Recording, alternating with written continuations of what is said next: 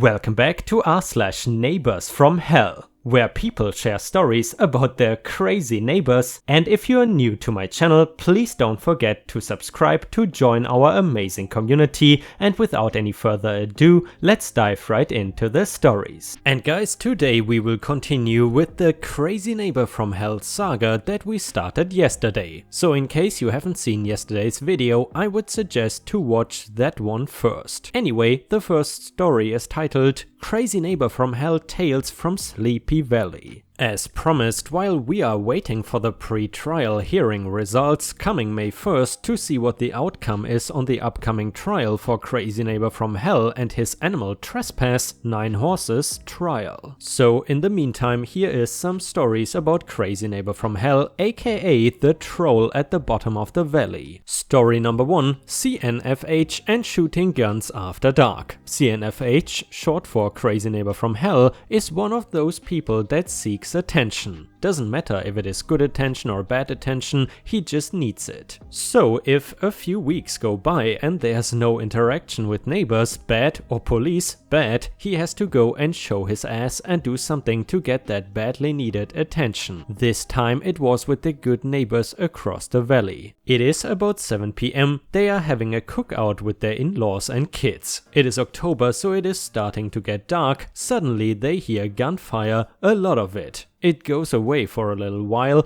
and then it is back, and again. And now this time they are hearing bullets whiz by in the trees, and now it is dark. So they all gather up their stuff and head for the house. The matriarch calls the police and they respond, come up her drive, and she tells them what is going on. When they go back down the valley, they knock on Crazy Neighbor's door. He is drunk, they can smell strong alcohol, but he is wily enough to know that if he steps 1 foot out of the house, they can nab him. They question him, this was all related later by one of them, and he says that he was shooting at a coyote up the hill the opposite direction since he has a new colt, in the dark at night while intoxicated. They ask if he's been shooting the other direction and he says, "No, but bullets could have ricocheted up that way, I don't know." They tell him not to do it anymore, make a report and leave. Technically, they cannot do something because they don't have any proof of him aiming at the neighbors. Same weekend, next night, same thing happens, but this time, good neighbor does not call the police, thinking there's little they can do. Next weekend, the same thing again. 2 different guns from the sounds of things. This happens about every weekend for 2 months. Finally, the good neighbor calls the county prosecutor and asks what can be done about this. He says that he will write a very strongly worded letter to CNFH, and also she should call the DNR because they have much more power than the police. Don't need a warrant, etc., so she does. The prosecutor writes the letter and things calm down for a while. The shooting starts up again a few months later, but now it is right before dark and no later. Always at sunset to keep it legal. Our house is far enough away that we don't hear it if the windows are closed, but good neighbor's house is right above CNFH, overlooking a cliff, so they are pretty close and it is very bothersome. It still happens, especially in the summer. I'm a gun owner and I have no problem with the shooting per se, at targets or hunting with safe practices in place, not after dark, not while intoxicated, and not without knowing what is in the direction of your bullets. However, shooting towards a house where you know people live, that is insane. It sucks that something cannot be done about this because it is truly dangerous. And I have to say guys, I'm really surprised that nothing can be done, but I guess that is simply because there's no real evidence of it. And I have to admit guys, I am really surprised that nothing can be done about this in this situation. However, I am wondering what would have happened if the neighbors had a camera running the whole time and thus they had video evidence of what was happening. Could the police have done something then? If you know more about this, please let us know in the comments. Anyway, story number 2, Crazy Neighbor from Hell and the GPS monitor. This is kind of humorous because we all live in a rural area. My good neighbors and Crazy Neighbor from Hell often end up at the same locations, gas station, grocery store, etc. by sheer coincidence. Remember that the Crazy Neighbor from Hell is paranoid and delusional, so what happens probably pushes all of his freak out buttons over and over. Most of the store workers around here know that the Crazy Neighbor from Hell is is totally crazy and it has gotten around that he's not to be trusted and can be a little unpredictable, we will say. So this particular week they go to the CVS, and when they get in line, who's in front of them? The crazy neighbor, who is understandably nervous, makes his transaction and scoots out of there fast. A couple days later, they are driving to another town, and who is in the car in front of them? The crazy neighbor. He makes a pit stop and they go around him laughing. That weekend they decide to go over to the largest town an hour away. They go into a hardware store to get supplies around a corner, and boom, there he is with a few items in his hands. He sees them, face turns beet red, and zoom, out he goes. They of course just start laughing. We all start surmising that as paranoid as he is, he has to think a GPS monitor or something is on his car. A week later, after this incident, I am with a friend and we go up to a fancy resort in a nearby town. As we are pulling up the entrance drive, there are some horse-drawn carriages out front. Who should be standing there as a driver? It is the crazy neighbor, and he looks like you could have knocked him over with a feather. We drive by and just start laughing. Later that night we get back home, and as we are driving by his house, he is outside with a light under his car, looking here and there, possibly for that elusive GPS monitor. Story number 3, crazy neighbor from hell traps us in our own driveway. So we are at the new house waiting for some contractors to show up and do some work.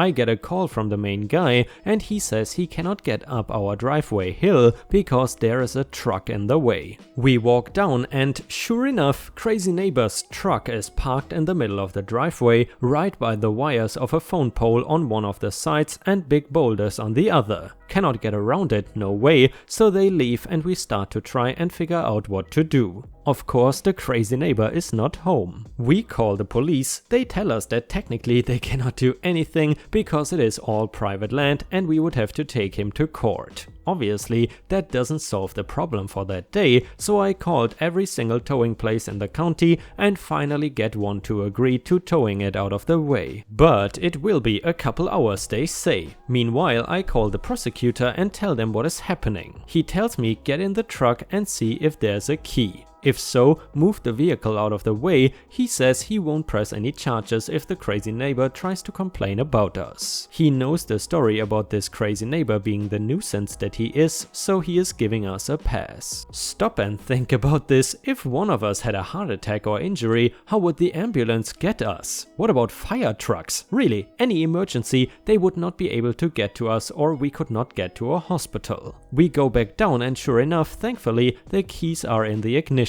We move the junker out of the way and the contractors come back and start to work. As well, we are expecting a load of rock that day, so they come and deliver.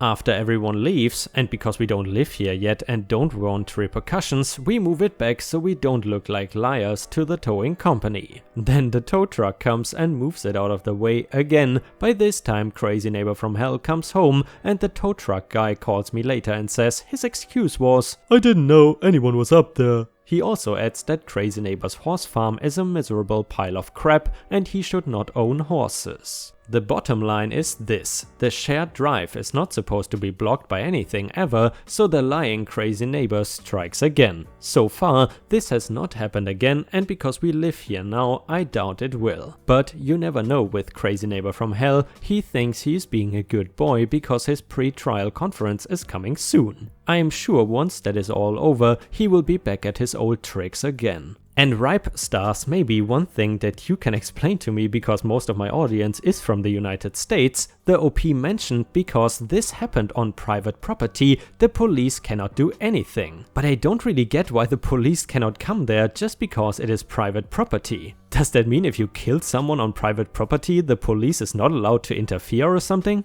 If you know more and can clarify, please let me know in the comments. And by the way, while you're at it, please don't forget to post some star emojis in the comments if you want to support the channel. Thank you so much in advance.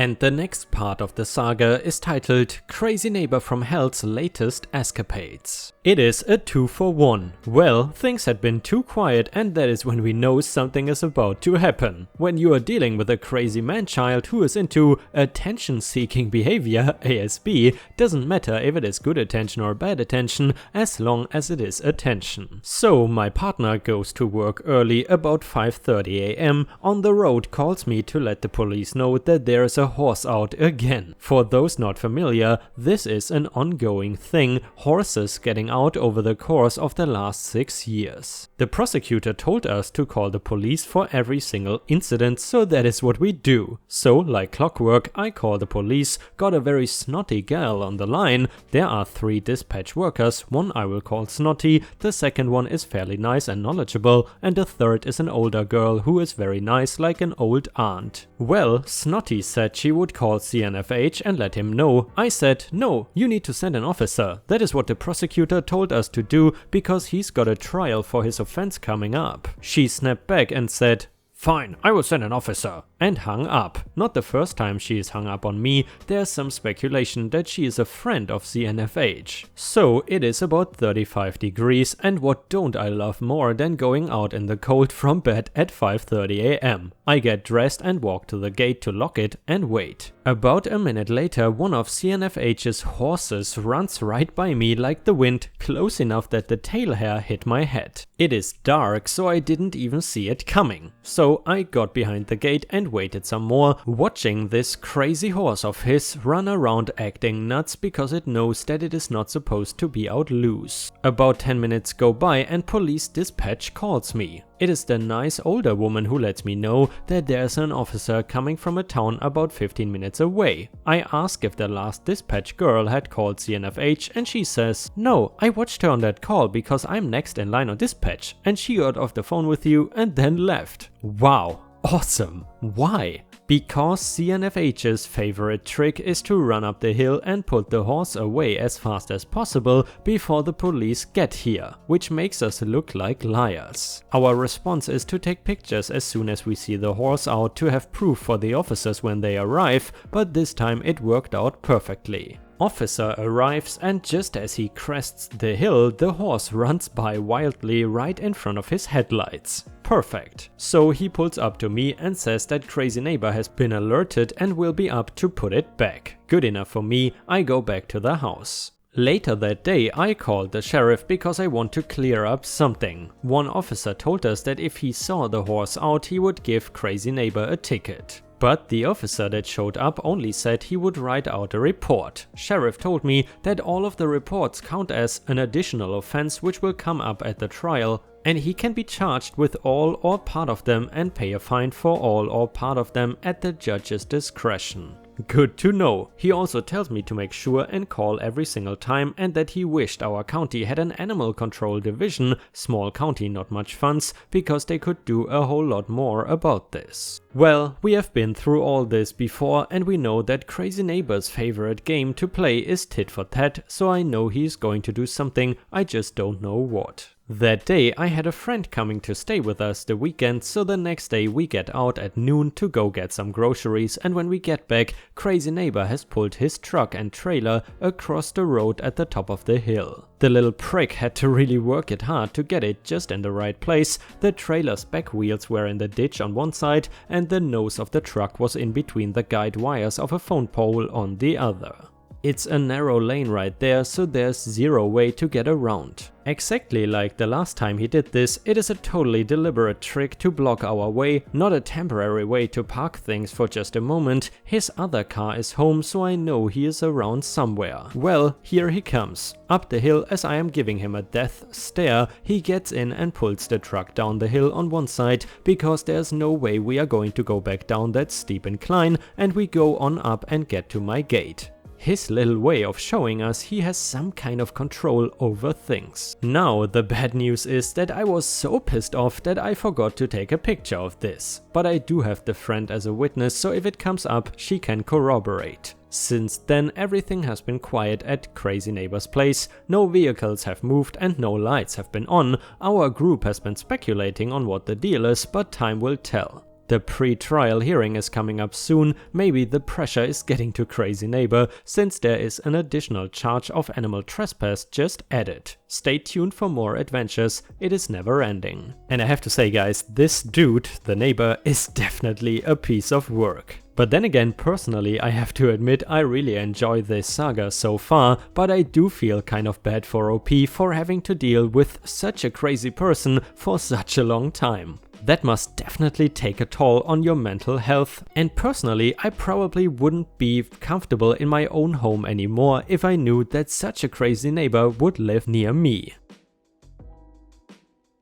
And the next part of the saga is titled Crazy Neighbor's Horses Again and Update on Court Progress. Okay, when I last posted, Crazy Neighbor from Hell had a horse out again and we called the police again and he did something stupid again afterwards to show us. Whatever. So the court date keeps getting punted down the road and it is frustrating, but it costs him some money, probably around 200 bucks every time his lawyer has to go to court and ask that the trial gets moved, so I am fine with that. They can keep draining his bank account for years as far as I am concerned. At this point it is supposed to happen in December, stay tuned for that, I have my doubts. It's been moved 5 times already. So okay, our story continues. On Thursday last week a horse was out. It is the oldest one, very friendly but very slow and also in really bad shape. Cracked hoofs, penis is hanging out and infected. It is probably foundered as well, but I don't know much about horses. This was in the evening. My SO is on the way back from work, calls me, says the horse is out, so I call the police because the prosecutor said to call every time this happens so we can get this on the record with a police witness. A cop shows up, says there is nothing he can do and basically leaves. The crazy neighbor is not home, so nobody to even talk to about the problem. We go back to the house and have dinner. Next morning the horse is still there. I call again, the cop shows up, sees the horses out but isn't sure where crazy neighbor lives, which is on the police maps, and leaves. Does not even call me to let me know he is there, and my house is about a mile from the gate, so I don't know if he is there.